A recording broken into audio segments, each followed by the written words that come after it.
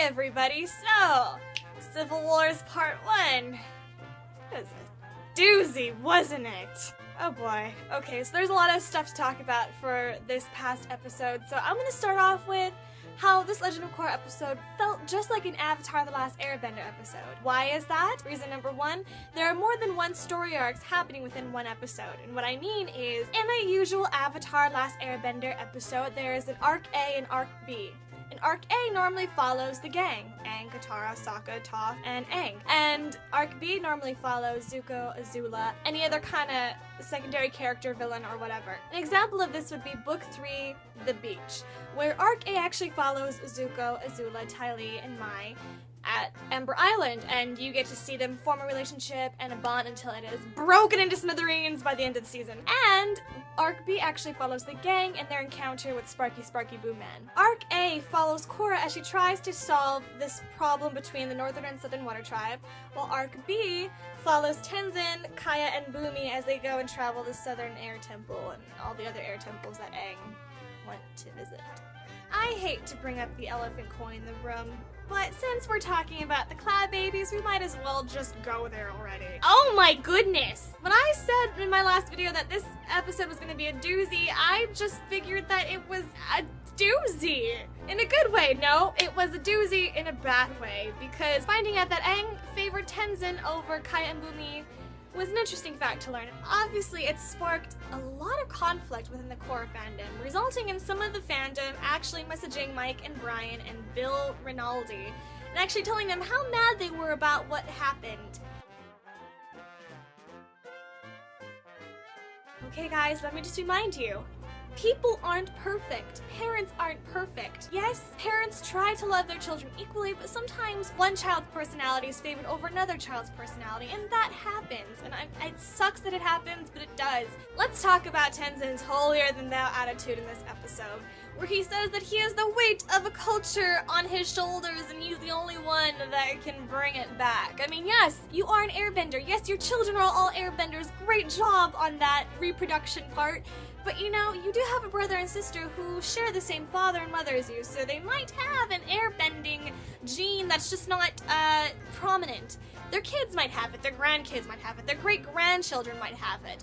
I don't know how genetics work. I didn't pay attention in biology. I missed a day, and after that, everything just flew over my head. Bumi is a character I've always wanted to know more about, and he is a really likable character. It seems like he's most like Aang in his adult years. He knows how to have fun, and he has a child's heart. And I feel like there's like a relation between he and I, because I'm a sucker for a good poop and butt joke, no matter how immature it may seem. I'm guessing you've been so busy with your duty to Republic City that you forgot about your duty to your kids. Duty. What are you, 5 years old? Duty. Doing his duty. Don't laugh. And Kaya? There's nothing else that I can say, but she's a flawless character, and she is Katara in every sense of the way, and I love her. So Bolin had actually a lot to do in this episode. I'm kind of happy about it, but I kind of feel bad for him. The fact that he's being used as a slave by Eska and Desna, and you know they're in a threesome now, because it seems like Desna is never leaving Eska's side, and so whatever is gonna happen between them, and Desna is gonna be with them as well. Speaking of Eska and Desna, oh my god, their laugh. Oh my gosh, it's a choking word. And dang, Bolin, that's sass, man. You just, I didn't even know you had that in you. It's just like Z, snap, all the way. Speaking of that sass against Mako, let's talk about Mako. You guys really need to take a chill pill on this, man. Mako was obviously not calling Asami a blood-sucking leech.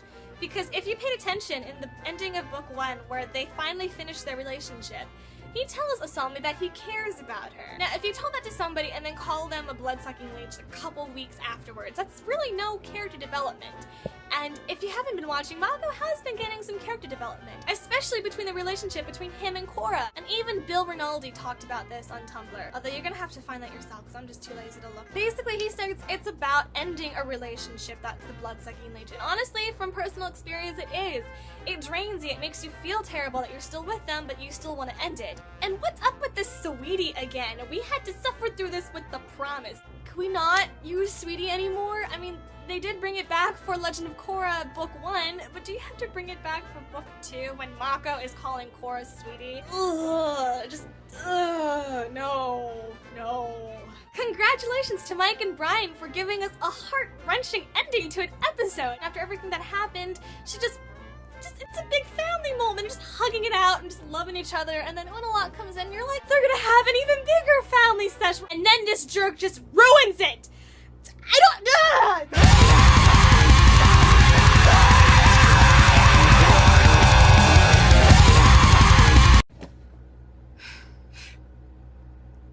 So everybody, guess who's the jerk of the week? You're the jerk of the week. You're a jerk and it's your week. You really outdid yourself like a crazy super jerk. You're probably a big jerk every week, but this week, you're the jerk of the week. So everybody, wow, that was a real doozy. Good way and a bad way. This episode was great. It had a lot of content, a lot of story, it had a lot of character development, and a lot of heart-wrenching feelings.